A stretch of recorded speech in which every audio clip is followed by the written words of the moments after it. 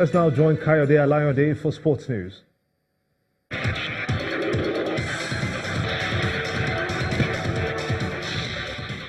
Thank you, Gimba. Welcome to Sports News.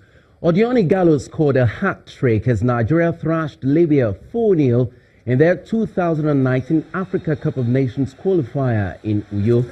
Igalo opened scoring for the Super Eagles from the penalty spot after just 4 minutes of play.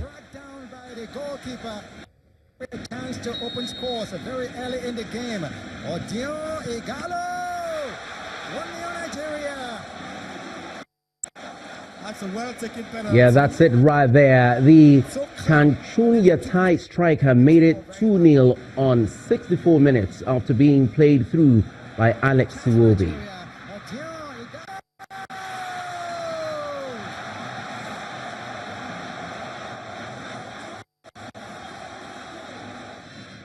And 5 minutes later, Igalo completed his hat-trick with a composed finish. It's number 3 for Nigeria now. Finally there. It's there for Nigeria. Samuel Kalu added gloss to the scoreline with his first for Nigeria in the 90th minute to seal a comprehensive victory for the Super Eagles, who are now second behind South Africa in Group E. For Nigeria. Kalu!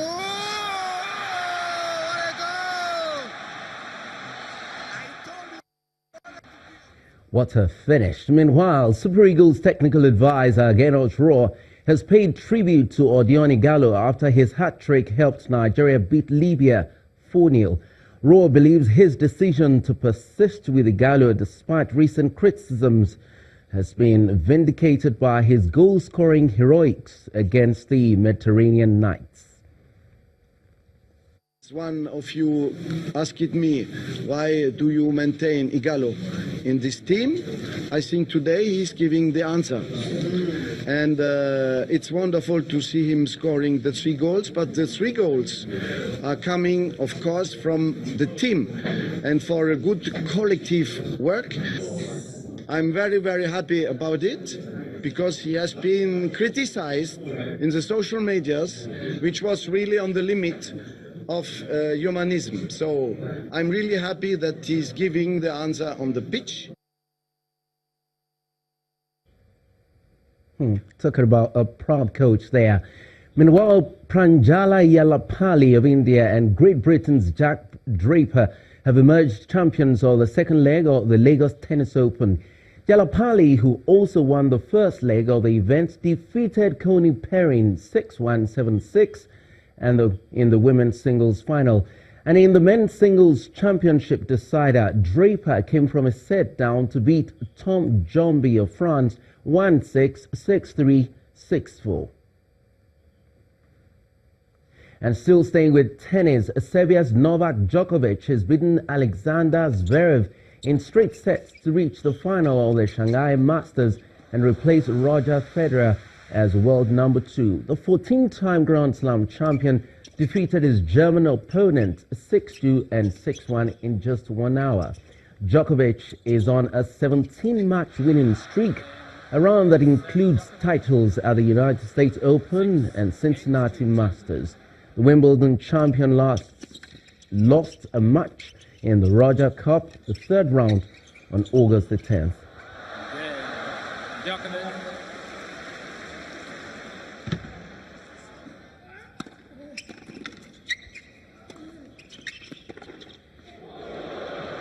Back to tennis now. Former France striker Thierry, back to football. Former France striker Thierry Henry has been appointed new manager of AS Monaco on a 3-year deal and will replace Leonardo Jardim, who was sacked on Thursday. Henry started his career playing for AS Monaco for 5 seasons, winning a league title with them in 1997, and went on to enjoy a stellar club career with Arsenal and Barcelona. The 41-year-old has been working as assistant coach for the Belgian national team, but has never been in charge of any team. AS Monaco last season's runner-up, 18th on the league table after winning one of their first 9 games. And that's all on sports news. On news at 10, Gimba Umar is back in just a moment.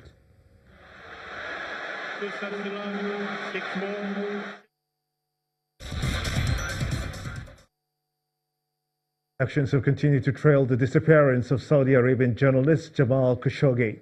The latest is coming from the US President Donald Trump, who says that the US will inflict severe punishment on Saudi Arabia if the kingdom is found to be responsible for the death of the journalist.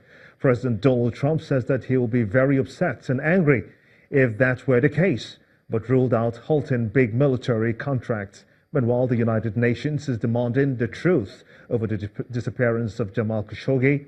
Secretary General Antonio Guterres says that he fears such disappearances will happen more regularly and become a new normal. Mr. Khashoggi, a critic of the Saudi government, vanished on October 2nd after visiting its consulate in Istanbul. Saudi Arabia says that accusations it ordered his killing there are lies.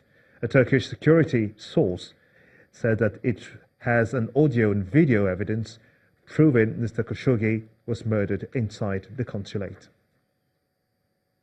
Rescuers are picking their way through devastated areas of northwest Florida amidst fears that the death toll from Hurricane Michelle will rise. At least 17 deaths have been confirmed so far in a swath of destruction stretching up to Virginia. Rescuers have still to search the worst affected areas of Florida's flattened Mexico Beach. The hurricane, one of the most powerful in U.S. history, struck on Wednesday with winds of up to 155 miles per hour.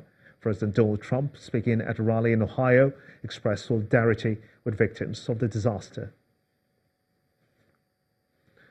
And the main news again, at least the federal government's anti-corruption crusade took a new dimension today as President Muhammadu Buhari ordered the immediate implementation of Executive Order 6 with full force, as he also placed a ban on foreign travels for 50 high-profile Nigerians. Also today, the opposition People's Democratic Party, the PDP, rejected the federal government's travel ban on 50 prominent Nigerians. The PDP said the move by the Buhari administration is an indication of full-blown fascism. And US President Donald Trump today vowed severe punishment on Saudi Arabia if the country is found to be responsible for the deaths of journalist Jamal Khashoggi. And that's how it's been on the news at 10 tonight. I want to thank you so much indeed for being a part of it. On behalf of all of us here, have a splendid night. Good night.